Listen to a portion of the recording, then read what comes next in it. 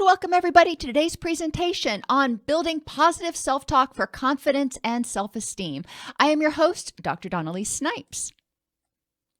We're going to identify the function of negative self-talk, explain the benefits of positive self-talk, and describe 15-ish methods for teaching positive self-talk to people of all ages. This is something we can do ourselves as adults, as caregivers, but this is also something that we can teach our kids. We can model this behavior. We can incorporate it into our daily activities, especially since a lot of us are still on self-isolation, even though restrictions are being lifted slowly. We are spending a lot more time together. So that is an opportunity for us to embrace some new behaviors that can help all of us with our mental health. Remember that behavior is a form of communication. We do things because they have some sort of benefit. So we want to ask ourselves, when we talk to ourselves negatively, when we heckle ourselves, or when we heckle somebody else, hopefully not, that we understand, what are we trying to get out of this? What is the benefit of it? Negative self-talk can protect us from threats and failure. None of us likes to fail. And there was a great commercial that was on, a few years ago with Michael Jordan and a few other sports figures that Gatorade had put together, and it talked about recognizing that failure is a challenge. Everybody fails when they try to do things. Nobody's perfect 100% of the time, and talking about how to overcome failure. Encouraging people to embrace a new way of thinking about failure. And you can go online, I encourage you to do this with older kids, to find quotations about failure that you can, post in places around your house, wherever you want to post them, that remind you that failure teaches you one more way not to do something. Failure is evidence that you stepped outside of your comfort zone. There are a lot of positive quotes about how to embrace failure. But some of the things we may tell ourselves: I can't do this. I'm not smart enough. I can't find a decent partner. Nobody wants to be my friend. I'm ugly. I could lose my job at any moment. There are all kinds of negative thoughts that we have, stress-promoting thoughts that we have. And we want to look at, what is the benefit to telling myself this? One of the benefits may be to spur you into action to do something else, to make a plan. Other times it may be to, like I said, protect you. So if you do fail, you kind of saw it coming ahead of time. Some people use negative self-talk to get attention. They will say out loud, they will talk about how stupid they are, or how ugly they are, or how fat they are, in order to get other people to say, oh, no, you're not. And that is a way of getting attention, getting reinforcement, getting feedback from other people. Unfortunately, that usually doesn't go over too well for very long with people. So it's one of those strategies that may not be as effective. So what is more effective? Well, positive self-talk. Positive self-talk reduces our cortisol, our stress hormone, and our HPA-Axis activation. Remember, the HPA-Axis is your threat response system. When you are telling yourself that you are vulnerable, that you are a failure, that you can't do something, that you are not able to take care of yourself in some way, that threat response system kicks in. You're increasing your anxiety. You're increasing your stress. You're increasing your stress chemicals. When that happens, serotonin goes down. Other things go down. Inflammation goes up. We may experience more pain when we have increased HPA-Axis activation. So positive self-talk helps us calm ourselves down. It helps reduce pain, not only because our serotonin levels are higher and our endorphin levels are higher, but also because we don't have the same muscle tension that we have when we're stressed out. We have improved physical health because of less stress-related diseases. There are a lot of things that are totally exacerbated, maybe not caused, but exacerbated by stress. We'll experience increased energy. If we are not running that threat response system on high gear, we are going to have more energy. If we're not just flooring that gas pedal, we're going to have more energy. Greater life satisfaction. It seems like a brighter world when we are engaging in positive self-talk. And when we're engaging in positive self-talk, that also usually encourages us to engage in positive other talk. So we are more complimentary of other people. We notice the positives in things and situations. And improved immunity. When our stress is high, our immunity is low. When our stress is low, our immunity is high. We all want to avoid getting sick. We all want to avoid some of those stress-related illnesses like cancer. So positive self-talk is a tool in that toolbox. It's not going to prevent the flu, but it is certainly going to help you and help your body have more energy to fight off any pathogens or buggas that come your way.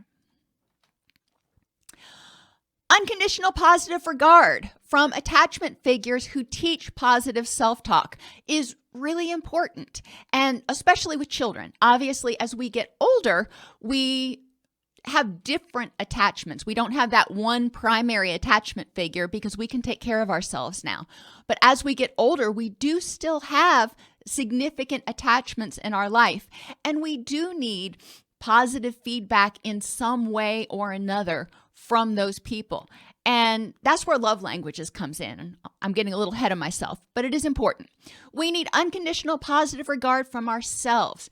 Now remember, unconditional positive regard means saying you are awesome for who you are. I may not agree with your behaviors, but I love you for who you are. And that's important to get from other people, not as the sole source of validation, but we do need positive regard from other people, but also from ourselves, recognizing and being compassionate with ourselves and saying, I love you. I know I'm a good person, even though I failed at something. I'm a good person who makes mistakes. Encourage the use of the phrase in your household, in your family. I love you when, or I love you even when you make mistakes. I love you even when you forget. If you remember, there's a book that I read my kids all the time, and I remember my mother reading it to me. It's called Little Critter. And Little Critter has one book, and I can't remember, help me if you remember the title of this, but basically he wants to show his love for his mom, and he just keeps messing up. But it's, I love you even when you make mistakes, even when you forget, even when you're having a bad hair day, when you're angry, when you're sad, or when you lose or fail. Remembering and reminding children, if they bring home their report card and it's not what you had hoped for, I love you. Now, I'm not crazy about your grades. Let's take a look at what we need to do to address that, and very clearly separating the person from the behavior. Instead of saying you're a good boy or a good girl or a bad boy or a bad girl, I love you, but I disapprove of those behaviors, or I love you and I am really proud of those behaviors. Making sure to separate. Self-awareness of who you are, reminding yourself that you have the ability to do things, explore, try new things, encourage yourself, encourage your kids to try something new most every day. Climb a tree. I hadn't tried to climb a tree since I was knee-high to a grasshopper, and we've got a willow tree in our yard that my son climbs all the time, so I tried to climb it the other day. Probably not my best choice, but because I'm afraid of heights, but I wanted to try it. I wanted to see what it was like to be up there in the tree. And I really enjoyed being up a little bit. Getting down was a little bit of a bugger, but I tried it and I realized that that's probably not for me. Cooking, crochet, drawing, basketball, video games, whatever it is, encourage people to try something new, even if it means trying asparagus. Having them keep a list of those things that they have the ability to do and they like to do is really important. Keeping a list of, okay, I tried this, I liked it. I may not be great at it yet, but I liked it. Or I tried this and not for me. So people can go back and look and go, oh, wow, look at all these skills that I do have, or at least I have a little bit of that I could nurture. I like to paint. And, good old Bob Ross, if I wanted to learn to paint more, I'd probably go back to watching his videos because he makes it seem somewhat easy. All mistakes become little birds. But nurturing those aspects of yourself when you have time. And a lot of people do have some time right now. And it's important to encourage them to recognize their own abilities as well as the abilities in those around them. The next thing is I am. That's different from what I can do. I can do all these things, but I am creative, kind, compassionate, curious, a good listener. This dovetails off of acceptance and commitment therapy. Go into Google or DuckDuckGo or wherever and search for list of values and print that out and have people identify their top 5 values, the things that are most important. If depending on who you're doing it with, some people might not like this phrasing. You can figure out different phrasing. But I've told my groups before, think about what you want on your headstone, what you want your epitaph to read. Do you want it to read, I was the richest, grumpiest person in the whole world? Or what is it that you want to be remembered for? And those are your top 5 qualities that you can remember and remind yourself of. You can also make a bracelet that has a letter that represents each one of those qualities that you have that you think are wonderful about you. So kind of like the old WWJD bracelets, you can do the same sort of thing with your own inner qualities. So when you're having a moment, you can look down and see those letters, remind yourself that there are awesome things about you. Keep a daily journal or account of your successes, good qualities, and accomplishments, what you did right that day. You may not have a super accomplishment every day, but one of my accomplishments, and this is not an uncommon accomplishment for people to think about right now, is getting through the entire day with patience. Y'all know, I've told you before, that's not one of my virtues.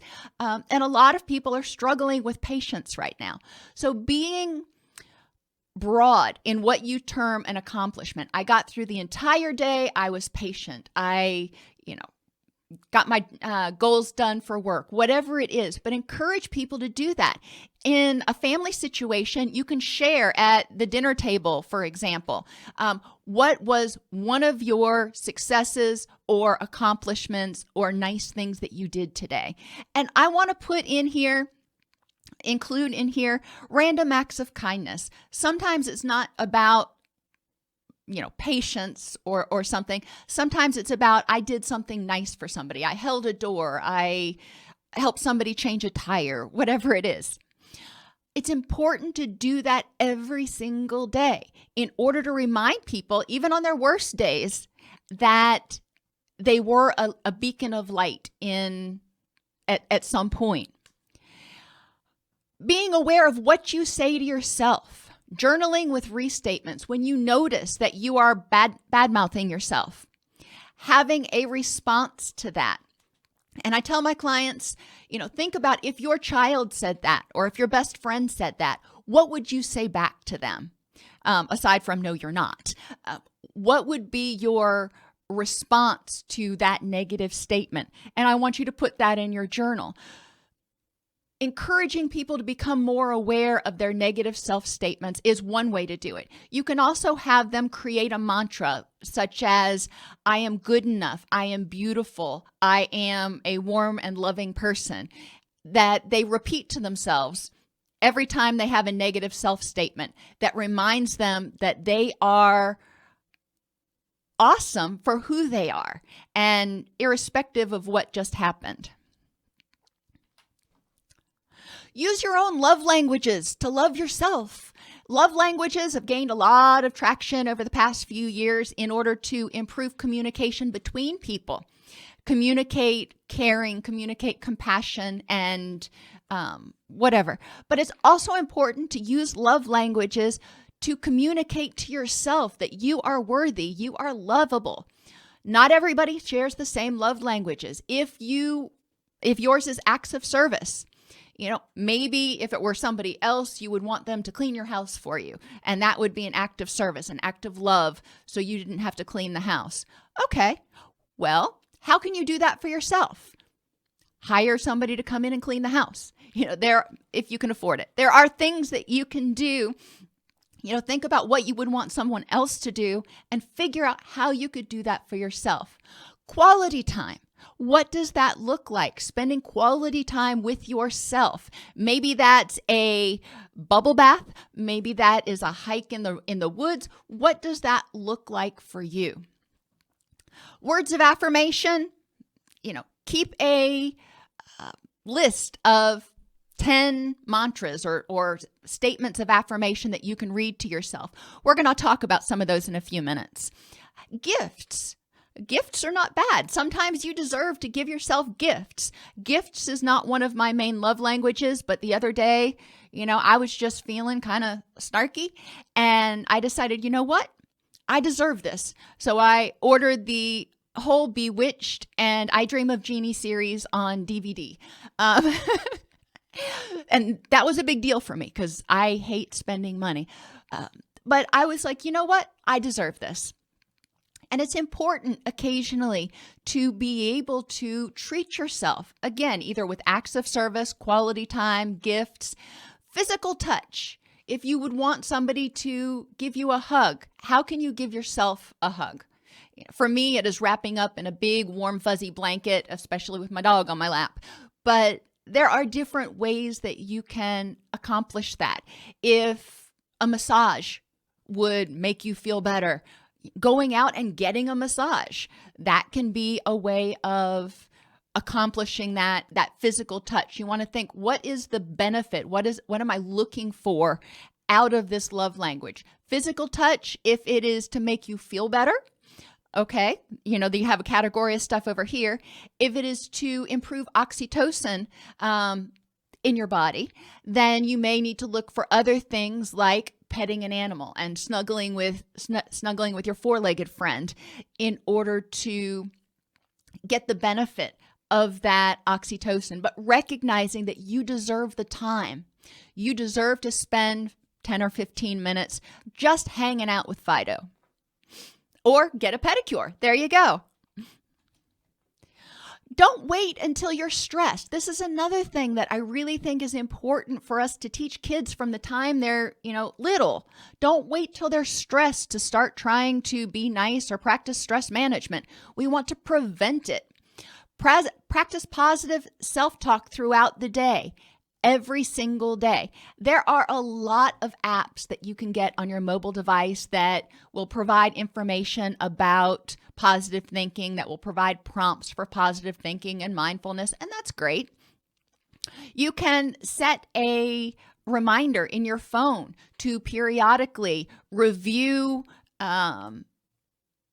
your mantras that you have written down, such as I am capable, I am lovable, today is going to be an awesome day, I choose to be present in all that I do, I feel energetic and alive, I can achieve my goals, I love challenges and what I learn from overcoming them, and just simply, I've got this. You don't have to repeat all of them. Pick one, for whatever you're facing at the moment. Like in the morning when I get ready to get up out of bed, today is going to be an awesome day. That is the first thing that I tell myself to kind of get myself going in the right emotional and mental direction. Later on in the day, if I run into challenges, I may say, I love challenges and what I learn from overcoming them. To remind myself that I can do this and I may not succeed this time, but I can learn from it, and it's a growth experience. Encourage children to have mantras that they keep with them in their mobile device or whatever they have with them at school, that they can remind themselves that they can do this, remind themselves that they are worthy and lovable, even if they are not the best student in class, even if they are not the best football player, even if they're not the best whatever. They are lovable for who they are as a person. Visualization. Now, this is my spiderweb analogy. The more we think about something, the stronger the neural connections are. They've shown this in, PET scans and stuff. Spider webs. Think about a spider. And if the spider goes from point A to point B, then C, then D, and, all over the place, you end up getting a very beautiful web, but it is one thread thick. If the spider goes back and forth, back and forth, back and forth over the same spot, what's going to happen? That area of the web is going to be much, much stronger than the other areas of the web. The same sort of thing happens in our brains. When we have a thought, I like to think of it, just going from front to back, short-term memory, long-term memory, because I put my long-term stuff back there. That's not exactly how the brain's set up, but it helps me visualize it. When we think about something, that's in the front of our brain, in our short-term memory, in that area of prefrontal cortex, impulse control. The more we think about it, the stronger the connection gets with whatever memory we're drawing from. If that memory keeps coming to the front, we think about it, makes that pathway stronger. We want to address which pathway that we actually use. Visualization helps people's brains see and even learn in some ways how they can succeed or fail. There are a lot of athletes that use visualization to see themselves completing the perfect dive or golf swing or swing of the bat or whatever it is that they do. The more they envision it, the more their brain is primed to help their body go through those motions. Negative self-talk, on the other hand, teaches the brain that negative things will happen, which increases anxiety, distress, reduces concentration, and increases a sense of helplessness. When you strengthen those negative pathways, then that's going to be the go-to. That's where your energy is going to go, is where that strongest pathway is. And if the strongest pathway is a negative one, then you're going to keep your stress up. Positive self-talk helps people's brains see that success is possible, happiness is possible, and that they have power. I see in the chat, you guys have also suggested keeping Post-it notes on your mirror to remind you of certain mantras that help you, and having index cards in your pockets. A lot of schools won't let children have their mobile devices with them. So index cards are something that they still can carry around. That's what we used to use back in the 80s. So those are really awesome ideas. So when we talk about visualization, helping you see that something is possible, this is a little clip from my daughter's black belt testing. And, what she was getting ready to do at this point, she was, 5'4", 110 pounds soaking wet. And you'll see the stack of boards she's getting ready to break is about 4 inches thick.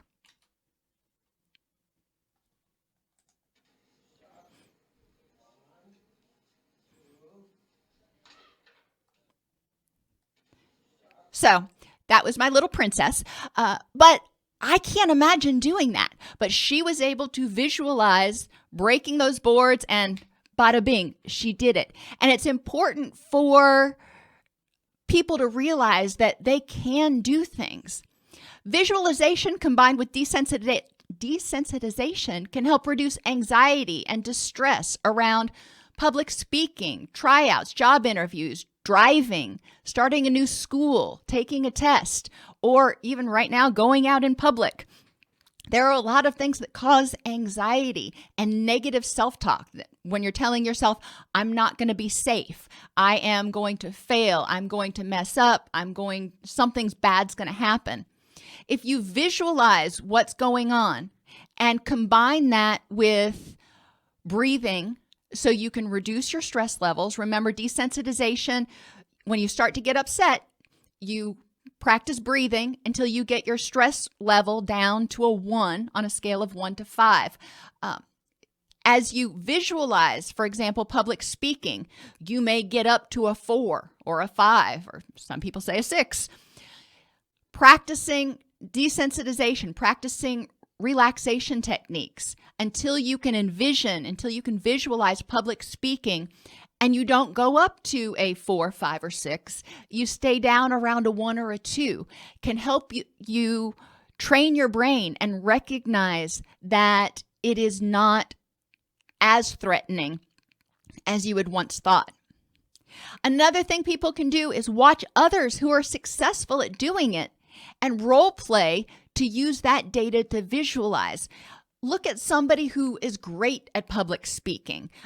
Obama was great at public speaking. So watching his mannerisms, or picking anybody else, looking even at some TED Talks and watching people who are speaking there, using that information that you glean from them at how they're successful at public speaking, reading about people who are successful at public speaking, because there's a lot of people that say, here are my tips and tricks. This is what helps me.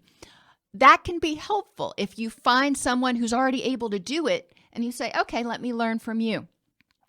We want everybody, adults and children alike, to recognize that we're not born with all the skills. It is super helpful to learn from other people. Try to learn something every single day. Environments. Surround yourself with positivity. If you surround yourself with negativity, you're going to probably speak to yourself with negativity. If you surround yourself with positivity and you model positivity, you're probably going to speak with more positivity. You can listen to positive songs, for example. Jimmy Eat World is one of my favorite, and they have a song called The Middle. And it talks about, you're just in the middle. You've got a long way to go. You're hitting a bump in the road, but you're going to be fine. High Hopes with Frank Sinatra, or some people call it the Rubber Tree Plant song. High Hopes by Panic at the Disco. If you like more heavy metal stuff, Indestructible by Disturbed, or Undefeated by Skillet. I Am Woman by MC Lyte. Me or Shake It Off, Taylor Swift. I Love Me by Meghan Trainor. I'm All Right, Jody Messina, so you get a little country in there. Stronger by Britney Spears. Flares by The Script. Or Light Behind Your Eyes from My Chemical Romance. I know a lot of my clients really like My Chemical Romance and Jimmy Eat World. It's important for people to be able to listen to songs that help them get into a mental space that they want to be. There's a time and a place for, all the different genres and, potentially all the different songs. But when they're trying to enhance that positivity, finding songs that they like that speak to them is really important. You can go online and search for things like empowering songs to help you through a breakup, songs to help you through anxiety and depression. Those were 2 searches that I did. And people have already made playlists. They've already made lists of these songs, and you can go through and cherry pick the songs and the genres that you like from it, and probably download those songs onto your mobile device from whatever service that you use.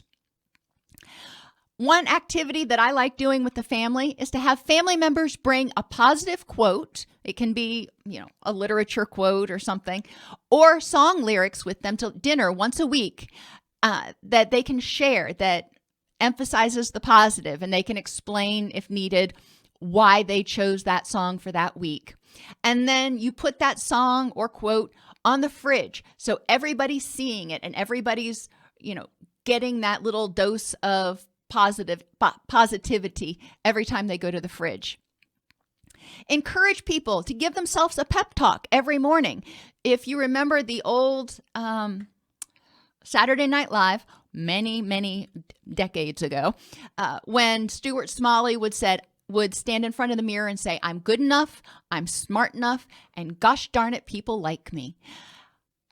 You have to be able to believe whatever you're saying. And I never got the sense that he believed that. But looking in the mirror and giving yourself a pep talk is so important. Even if it's just to say, you know what? You got this. It doesn't have to be a long thing. Keep a success wall or a scrapbook. Not everybody wants to have everything up on the wall, but some people have a wall, even if it's in the back of their closet, because they've got roommates or whatever, where they have their successes. They have things that they're proud of. They have pictures that remind them of positive times in their life. It's great if you are willing to do this in a place where you can see it like all the time, but not everybody's willing to do that. Now, some negative self-talk comes from cognitive distortions. When people take things personally, they're often assuming they have control over how other people feel or react or the way things happen. We don't. We don't have control over the way people react. If something happens like Sally didn't text me today, she must be mad at me. Wow, that's a leap. Sally didn't text me today. I wonder what happened. Maybe her phone died. Maybe she got busy with something. Maybe she's sick. Doesn't necessarily mean it has anything to do to me. Encouraging people to find 3 explanations other than them for what happened. I didn't get that job. They must have hated me. Well, okay, maybe they did. Or maybe you weren't going to be a good fit for that particular team. Or maybe they thought that you actually were overqualified for the position, so you'd get bored and quit. Or maybe, I don't know what the third one would be right now. But there are alternate explanations for why things happened. Encourage people to look for 3 alternate non-personal explanations and examine the facts. Did whatever happened necessarily have anything to do with you? You know, if your dad was in an awful mood all day long, does that mean you did something wrong? Or does that mean that maybe he got, a note from the insurance company in the mail that said your insurance premiums were tripling? That would put somebody in a bad mood. So you don't necessarily know what's going on in somebody else's head without asking. It's important to develop assertiveness skills and ask people if there's something wrong. Instead of assuming that it's about you or assuming you know why they're upset, ask. Catastrophizing means expecting the worst. Encourage people to evaluate facts and the probability that whatever it is actually going to happen. So they're not telling themselves that the sky is falling. And encourage them to make a plan B. For example, if I ask him out, he's going to laugh in my face. Okay, yeah, that's possible. Evaluate the facts. Would you actually be asking somebody out who would be that rude and insensitive? Probably not. What is the probability that this person that you know that you actually want to spend time with would actually laugh in your face?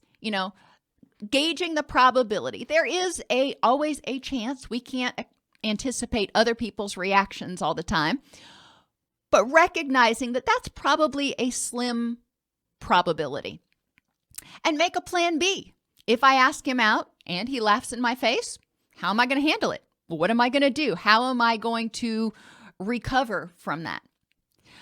I'm sure I'm going to bomb that audition or tryout.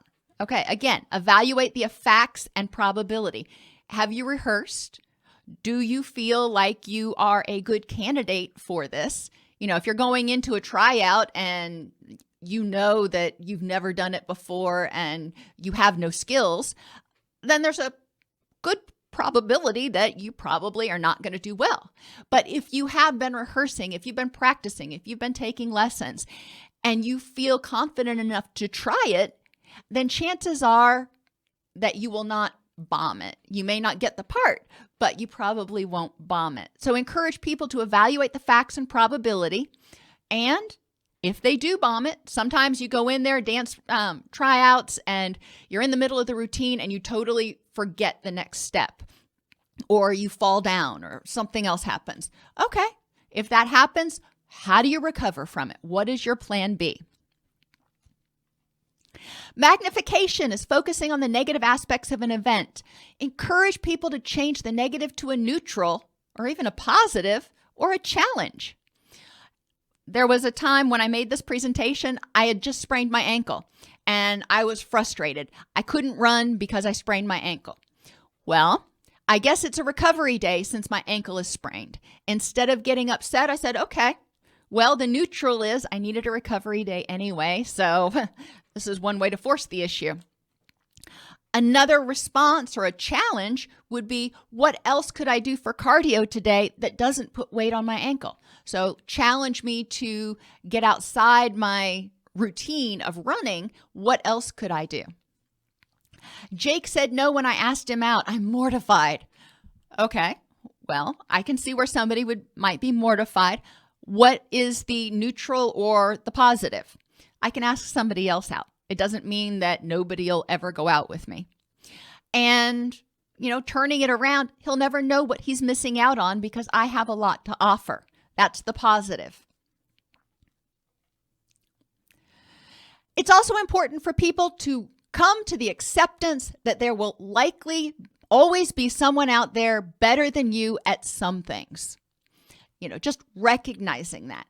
I am not going to be the best anything probably ever in my life. I may be really good at something, but it is really hard to be the absolute best at something. And I'm okay with that. I'm okay if I'm not the best. Do I want to be one of the best? Well, yeah, maybe, but I don't have to be the best. And I recognize that. I focus on being the best person that I can be today and better than I was the day before. Remembering what I do well, which we already talked about in an earlier slide, what I did well yesterday, and what I could do better today. So I start out the day thinking, all right, today's a new day and I can, move forward from where I was at. I can be a better parent. I can be a better friend. I can be a better instructor. What can I do to work towards being the best parent, friend, and instructor that I can be? Global statements generally start with I am or I must. They are all encompassing, and that is exhausting. I am stupid. I must have this. Well, we're not always going to get what we want, and generally there are specifics. Encourage people to focus on what is specific and changeable. How does it feel different if you say, if you want to use the word stupid, I left that in there so you could see the difference. Instead of I am stupid, maybe saying I am stupid at math. Now, I would prefer to take the word stupid out of there completely because I don't like that word. But I am not good at math. I am good at other things. So I'm not globally stupid. I am just, adding those Greek letters threw me for a loop. I am ugly versus I look bad in this outfit. We all have outfits we put on and we're like, oh, no. Not most people don't look good in every single outfit they try on, and that's okay. That means they may not look good in that outfit. It doesn't mean they're ugly. So focusing on specifics instead of the global. I am useless. Well, okay, that's pretty global. Versus, you know what? I'm not sure how I contribute to this situation. There have been times where I have been in committee meetings or in situations where I'm just kind of sitting there wringing my hands going, I have no clue what to do. I don't know how I am helpful in this situation. And then there are other times where I am, Johnny on the spot and, a leader in that situation. Recognizing that there are times like, when we have a plumbing problem at the house. I am useless when it comes to plumbing because I know nothing about it except for how to turn off the main valve. I am not good with plumbing. I'm not sure how I contribute to helping the situation when there's a plumbing problem because I just kind of stand there dumbfounded. And finally, I must be the best versus I must be the best that I can be. Instead of the best out of everybody, everywhere, all the time, I need to be the best person that I can be. So I'm only comparing myself to me instead of the whole world. Locus of control is another way we can help people improve their self-talk. Too internal of a locus of control means that the person tries to control everything, including everybody around them. Encourage people who have too internal of a locus of control, they're too controlling, to identify parts of the situation they did not have control over. When they say, I should be able to achieve anything I try to do. Well, there's that should word for one. That's a problem. How many of us are able to achieve everything that we set out to do? Dare I say none of us, but maybe there is some person out there who's exceptionally gifted. Recognizing that, bringing up Michael Jordan again, even people like Michael Jordan who are exceptionally gifted in some areas are not so much gifted in others. And that's okay. That's what makes the world go round. We all have our talents. It's my fault that my mother got sick. Now, this is one of those that we hear sometimes from children because they have that egocentric, dichotomous thinking. Mom got, I was, acting out. I made mom mad. Then all of a sudden she got sick. So it's my fault that she got sick. Encouraging children to understand what parts of the situation they did not have control over is really important, especially when it's something like a terminal illness or an autoimmune disease that starts to flare up.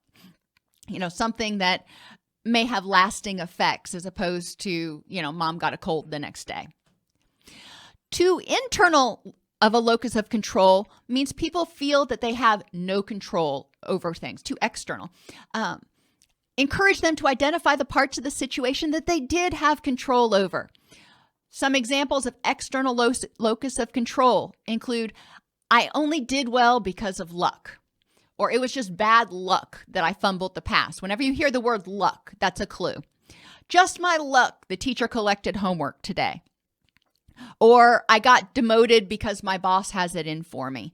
Those are all very external things in the environment, things in other people that controlled my outcome.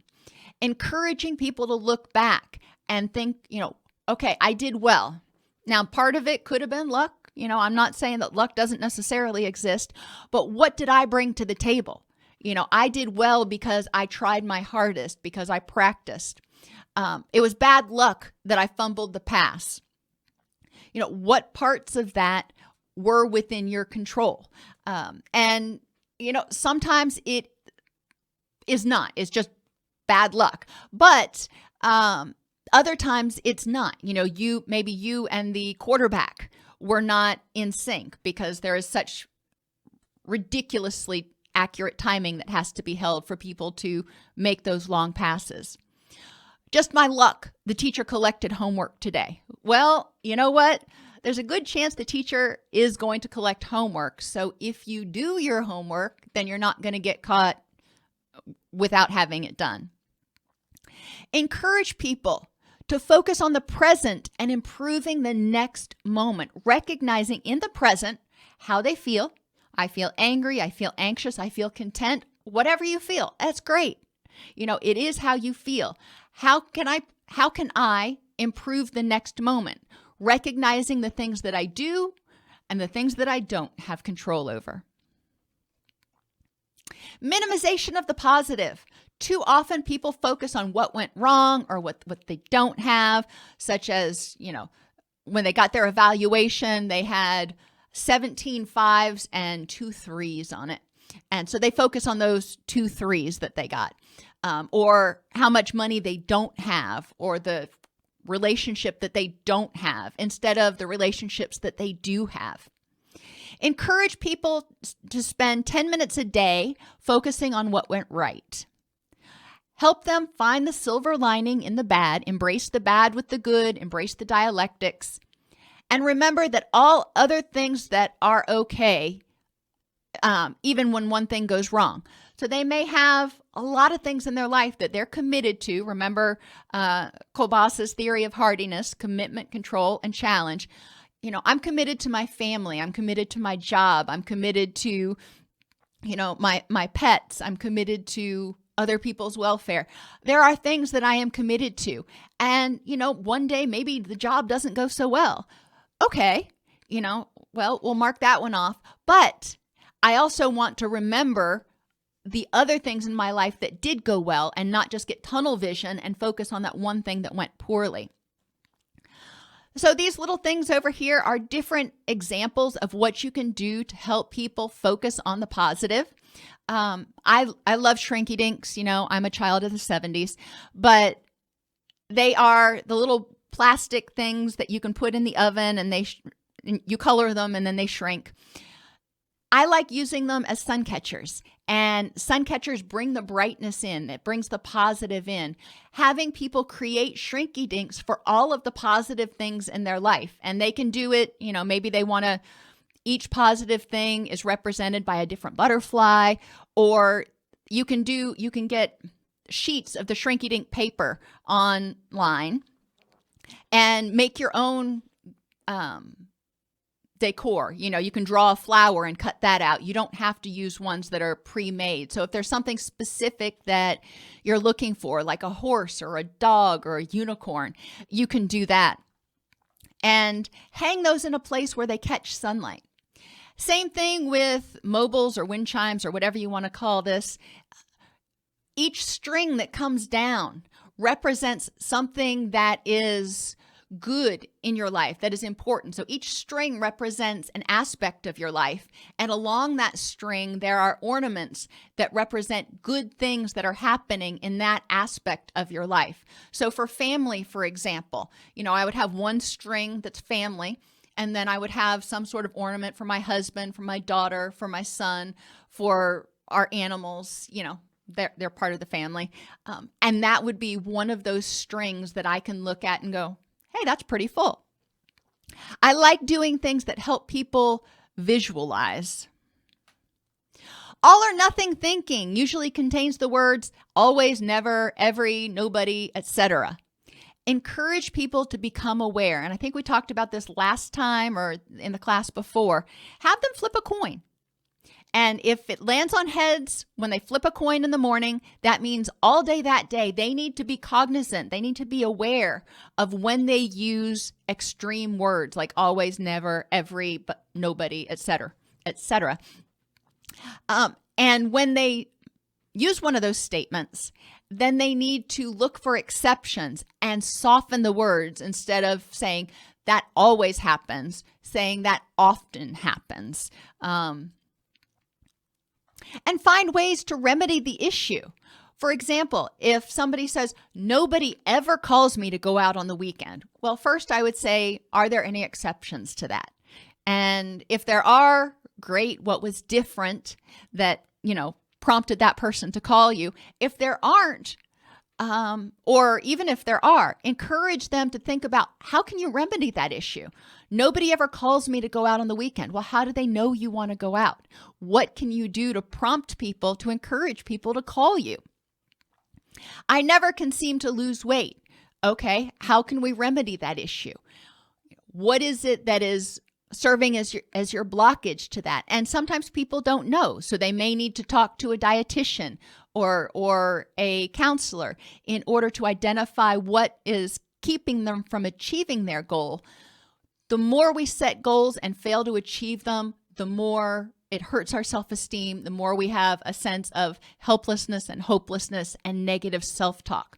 So when people are identifying things that are not going in their direction, especially when they're using all or nothing terms, it's important for them, again, to find the exceptions and to look for ways to remedy the issue that they haven't already tried. Maybe my grandmother used to lose weight, bless her heart. She would lose 50 pounds and then she'd gain 60 back. And she just did that as long as I can remember. And, that was really frustrating to her. It would have been helpful if she would have been able to look and say, I can't seem to keep the weight off, and go to an expert, theoretically a dietitian, who would have been able to help her identify the reasons that was and adjust her behaviors and goals accordingly. Sometimes we need to learn new skills in order to make certain things happen. Emotional reasoning is important to point out. Sometimes we feel scared that because for some reason people told us we should feel scared. Sometimes we feel bad about ourselves. We feel depressed, and we're not exactly sure why. So we start thinking about, why am I feeling depressed? And we find reasons to support our feelings instead of feelings to support our reasons. My son, bless his heart, is still terrified to drive. He has this concept in his head that driving is dangerous. Now, he has never been in a car accident. And, we've gone out driving before, and he's been through driver training, and he hasn't had an accident, but he is still terrified to start driving. There's a lot of emotional reasoning there because he sees every other driver as so much of a threat instead of recognizing what he has the power to control by being a defensive driver. Encourage people who use emotional reasoning to find 3 alternate explanations, to evaluate the facts of the situation, to check for all or none thinking. Sometimes, everybody says that this is dangerous. Well, let's check that everybody thing. And see if they're confusing high and low probability events. I've told you all before, I am terrified of roller coasters. Now, do I really believe that there's a high probability that I'm going to die if I get on a roller coaster? No, that's a really low probability event. However, that thought goes through my head, and I recognize that, roller coasters themselves are not unsafe. For kids, you can do a lot of different things. You can do, I don't remember what these little things are called, but we called them fortune tellers when I was growing up. You can make fortune tellers for them. You can put positive notes in their coats, lunch boxes, etc. Give them kudos, or for the younger kids, stars, for just being the best that they can be, for telling you what they did to try to be the best that they could be that day. Keep a good things jar for each person in the family. Each time they do something well or helpfully, they get to put a penny in the jar. This reinforces that even if they don't succeed, if they did the best that they could do, that there will be benefits. And a penny is pretty a pretty small token, but it does help people see, as those pennies build up, that they do nice things, that they do things well. And it can be just things that they do that are helpful, like sweeping the floor without being asked. Oops. Positive self-talk helps you feel empowered and good about being the best that you can be. We want people to feel like they are capable. We want people to feel like they are lovable. We want people to not feel like they are in danger, like they are threatened. If we feel like we can embrace the world, if we feel like we can handle whatever the world throws at us, then we are not going to be ramping up that HPA-Axis and increasing our stress and our cortisol levels. Feelings of empowerment reduce feelings of helplessness and hopelessness and can protect against depression, anxiety, and a host of stress-related illnesses.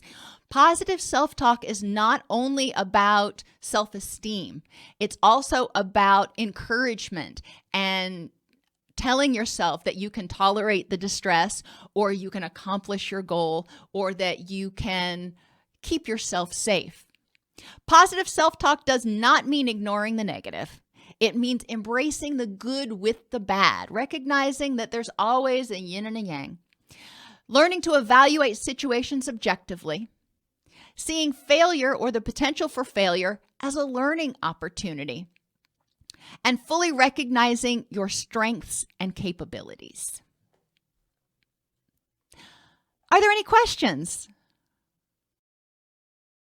Between writing notes, filing insurance claims, and scheduling with clients, it can be hard to stay organized. That's why I recommend Therapy Notes. Their easy-to-use platform lets you manage your practice securely and efficiently. Visit therapynotes.com to get 2 free months of Therapy Notes by just using the promo code CEU when you sign up for a free trial at therapynotes.com.